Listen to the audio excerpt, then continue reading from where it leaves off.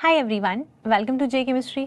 So guys, NFL that is national fertilizers limited की side से कुछ वैकेंसीज आउट हुई हैं जिसमें बीएससी एमएससी स्टूडेंट्स अप्लाई कर सकते हैं। सो इस वाले वीडियो में हम स्पेसिफिकली बात करने वाले केमिस्ट्री स्टूडेंट्स की। सो यहाँ पे मैंने गूगल पे टाइप किया है एनएफएल रिक्रूटमेंट 2024। सबसे ऊपर ही एनएफएल का जो करियर्स वाला पेज उसका लिंक दिया हुआ है, तो यहाँ पर हम क्लिक करेंगे, हमारे सामने ये वाला पेज ओपन होता है। तो यहाँ पर आप सीरियल नंबर 1 में देखेंगे recruitment of non executives in NFL 2024। यहाँ पे स्टेटस है रजिस्ट्रेशन ओपन। तो अगर हम व्यू पे क्लिक करते हैं तो आपके सामने एक पेज ओपन होगा जिसमें इस पर्टिकुलर रिक्रूटमेंट के बारे में सारी इन्फॉर्मेशन है। सबसे ऊपर आप देखिए commencement of online registration of application. तो जो एप्लीकेशन प्रोसेस स्टार्ट हुआ है, ये स्टार्ट हुआ है 9 अक्टूबर को, और जो लास्ट डेट है रजिस्टर करने की वो है 8 नवंबर 2024। ठीक है, तो अगर आप एलिजिबल हैं, आप अप्लाई करना चाहते हैं, तो आपको 8 नवंबर से पहले अप्लाई कर देना है। और बाय चांस अगर अप्लाई करते टाइम कोई करेक्शन बाय चांस रह गई है तो फिर एप्लीकेशन एडिट विंडो स्टार्ट होगी 10 नवंबर को और क्लोज हो जाएगी 11 नवंबर को। ठीक है, तो आपको इन डेट्स का ध्यान रखना है। तो यहाँ पे मेंशन की गई है cut off date which is 30 सितंबर 2024। दैट मीन्स जो भी यहाँ पे एजुकेशनल क्वालिफिकेशन है या जो एज लिमिट है वो इस वाली डेट के अकॉर्डिंग काउंट की जाएगी। ठीक है, तो यहाँ पर आपको दिख रहा होगा टॉप पे इंग्लिश एडवर्टीजमेंट, इस पर हम क्लिक करते हैं। सो इस पीडीएफ में मैंने इंपॉर्टेंट पॉइंट्स को हाईलाइट कर दिया है। नेशनल फर्टिलाइजर्स लिमिटेड एक गवर्नमेंट अंडरटेकिंग है और ये नवरत्न कंपनी है। इसके जो यूनिट्स हैं इंडिया में वो 5 यूनिट्स यहाँ पे बताई गई हैं। पंजाब में है, पानीपत यानी कि हरियाणा में है, और 2 प्लांट्स हैं यहाँ पे मध्य प्रदेश में, और पंजाब में भी 2 यूनिट्स आपको दिख रही हैं। तो इनमें अलग अलग वैकेंसीज आई हैं। सबसे पहले मेंशन किया गया है पंजाब वाली यूनिट, और यहाँ पर मैंने हाईलाइट कर दिया। केमिस्ट्री की अगर बात करते हैं, so junior engineering assistant grade 2 chemical lab, जो पे स्केल आपको दिख रहा है 23,000 टू 56,500, और यहाँ पे नंबर ऑफ वैकेंसीज 2 हैं, और ये दोनों ही वैकेंसीज अनरिजर्व्ड कैटेगरी के लिए हैं। फिर आगे चल के आपको पानीपत यूनिट के लिए भी वैकेंसीज दिखेंगी। आई थिंक 4 वैकेंसीज है, वो हम देख लेते हैं यहाँ पर। तो यहाँ पर आप देखिए पानीपत यूनिट के लिए आपको दिख रहा है सेम पोस्ट है, केमिकल लैब के लिए है, और यहाँ पे 4 वैकेंसीज हैं जिसमें से 3 वैकेंसीज हैं अनरिजर्व कैटेगरी के लिए, और ये 1 वैकेंसी ओबीसी के लिए है। ठीक है, इसके बाद और भी एक और वैकेंसी है। यहाँ पे पोस्ट सेम ही है, बस यूनिट्स अलग अलग दी गई हैं। सो जो मध्य प्रदेश वाली यूनिट है उसमें भी एक यहाँ पे वैकेंसीज है, 4 वैकेंसीज हैं। ठीक है, तो ये आप देख सकते हैं, यहाँ पर भी आपको दिखेंगे नंबर ऑफ वैकेंसीज 4 हैं, और ये चारों ही वैकेंसीज अनरिजर्व कैटेगरी के लिए हैं। तो ये तो हमने बात की नंबर ऑफ वैकेंसीज की, टोटल यहाँ पे 10 वैकेंसीज हो गई हैं। ठीक है, इनके लिए आप अप्लाई कर सकते हैं। अब बात करते हैं बाकी इंपॉर्टेंट चीज़ें कि एजुकेशनल क्वालिफिकेशन क्या है, कौन से स्टूडेंट्स अप्लाई कर पाएंगे, एज लिमिट क्या है, वो भी मैंने हाईलाइट करके रखा हुआ है। तो अगर हम पे स्केल की बात करते हैं या पर्क्स की बात करते हैं, तो बेसिक पे स्केल मैंने आपको ऊपर दिखाया, उसके साथ साथ बहुत सारे अलाउंसेस भी हैं जो इसमें ऐड होंगे। उसके बाद आपकी कंबाइंड सैलरी बनेगी, और सारी चीज़ें यहाँ पे मेंशन की गई हैं। इसमें आपका पर्सनल एक्सीडेंट इंश्योरेंस और प्रोविडेंट फंड ये सब भी इंक्लूडेड होगा। जो एक गवर्नमेंट जॉब में होता है वो सारे बेनिफिट्स आपको यहाँ पे मिलने वाले हैं। इसके बाद अगर बात करते हैं स्पेसिफिकली केमिस्ट्री की फील्ड में, तो जो हमारे पास पोस्ट मैंने आपको दिखाई थी केमिकल लैब वाली, तो उसके लिए जो एजुकेशनल क्वालिफिकेशन है वो बीएससी मांगी गई है। ठीक है, यहाँ पर आप देख सकते हैं junior engineering assistant grade 2 chemical lab, इसमें आपको बीएससी मांगा गया है। डिग्री की अगर बात करते हैं तो आपके पास BSc degree with chemistry as 1 subject with minimum 50% marks, मतलब कम से कम 50% मार्क्स तो होने ही चाहिए, और 3 ईयर्स की रेगुलर बीएससी होनी चाहिए। अगर आपने प्राइवेट से किया हुआ है, ठीक है, तो फिर आप अप्लाई नहीं कर सकते हैं। आपकी डिस्टेंस से किया हुआ तो भी आप एलिजिबल नहीं है। आपकी रेगुलर बीएससी होनी चाहिए। और एज लिमिट की बात करें सो मिनिमम 18 ईयर्स और मैक्सिमम 30 ईयर्स ऑफ एज आपकी होनी चाहिए। यहाँ पर मार्क्स का बता दें कि मिनिमम 50% मार्क्स होने चाहिए। और इसके अलावा देखो, अब यहाँ पे ना आगे मेंशन भी किया गया है जिनकी इससे ज़्यादा भी अगर क्वालिफिकेशन है, मतलब जो एमएससी वाले स्टूडेंट्स भी हैं वो भी अप्लाई कर सकते हैं इस पोस्ट के लिए। तो मिनिमम बीएससी आपके पास होनी चाहिए और रेगुलर से होनी चाहिए, ये इंपॉर्टेंट है।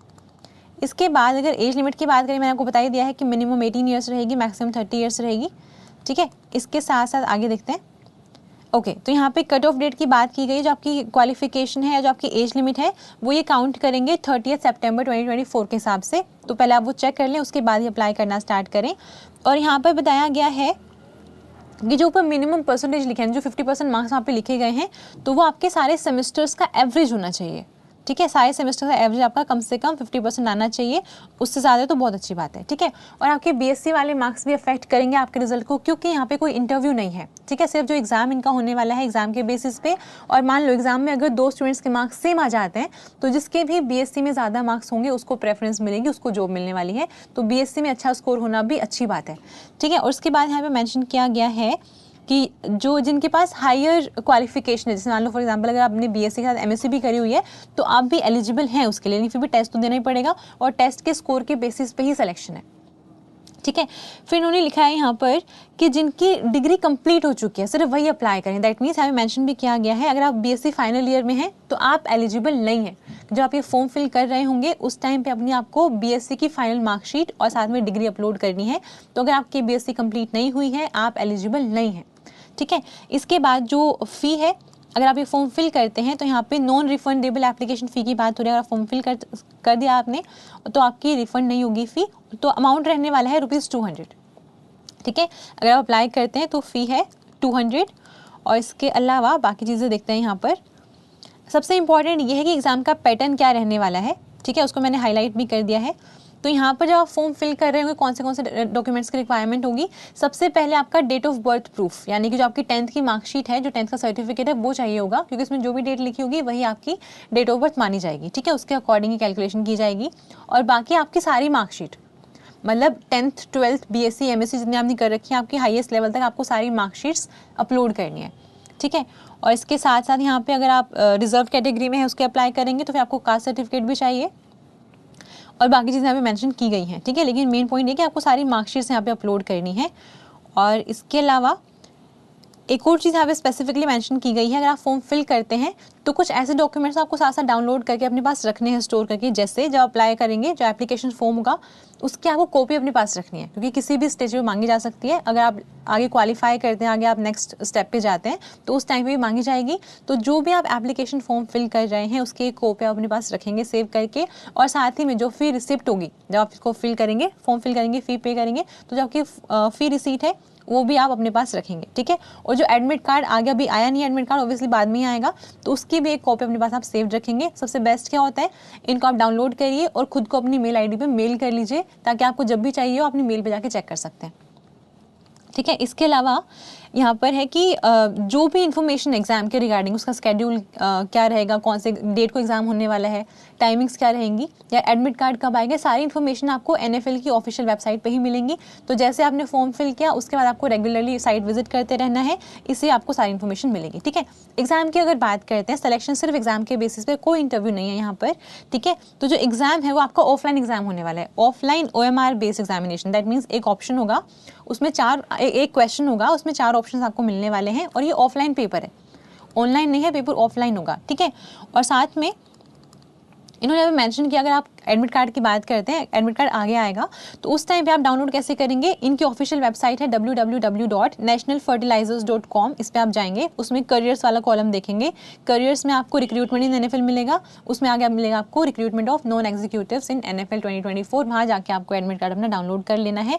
तो जैसे आप फॉर्म फिल करेंगे आपको साइट को रेगुलरली विजिट करते रहना है। जब आप फॉर्म फिल करेंगे तो आपसे 2 सेंटर्स चूज़ करवाए जाएंगे आपकी प्रायोरिटी के अकॉर्डिंग, और सेंटर्स यहाँ पे मेंशन किए गए हैं, इनमें से कोई आप चूज़ करेंगे, ठीक है। इसके बाद अगर एग्जाम की बात करते हैं तो ये OMR बेस्ड टेस्ट होने वाला है। इसके 2 पार्ट होंगे, मतलब पेपर एक ही है, उसी में 2 पार्ट्स है, एक ही पेपर में 2 पार्ट है। एक तो आपका डिसिप्लिन रिलेटेड यानी केमिस्ट्री की बात कर रहे हैं अगर, तो एक तो केमिस्ट्री का होगा, और उसी में जो सेकंड पार्ट होगा वो एप्टीट्यूड से रिलेटेड है। सो टोटल ये 2 आवर्स का होने वाला है। और जो मीडियम ऑफ टेस्ट रहेगा वो हिंदी में भी क्वेश्चन होगा और इंग्लिश में भी होगा, ठीक है। यहाँ पे लिखा गया है कि हिंदी और इंग्लिश दोनों में आपको क्वेश्चन होने वाला है। और यहाँ पर जो पेपर है आपका 2 आवर्स का होगा, यानी कि 120 मिनट्स आपके पास होंगी, और टोटल नंबर ऑफ क्वेश्चन होंगे 150। एक ही पेपर है, उसमें टोटल 150 क्वेश्चन है, 120 मिनट्स का टाइम है। इन 150 क्वेश्चन में से एक क्वेश्चन 1 मार्क का है, मतलब टोटल 150 मार्क्स का ही पेपर है। इन 150 क्वेश्चंस में से 100 क्वेश्चंस आपके केमिस्ट्री के होने वाले हैं, और बाकी जो 50 क्वेश्चंस हैं वो कहाँ से आएंगे, general English, quantitative aptitude, reasoning and general knowledge या फिर अवेयरनेस, इन सब से रिलेटेड आपके 50 क्वेश्चंस आएंगे। और सबसे अच्छी बात यह है कि इस पेपर में कोई भी नेगेटिव मार्किंग नहीं है, अगर आप चाहें तो पूरे अटैम्प्ट करके आ जाए, रॉन्ग आंसर के लिए कोई नेगेटिव मार्किंग नहीं है, ठीक है।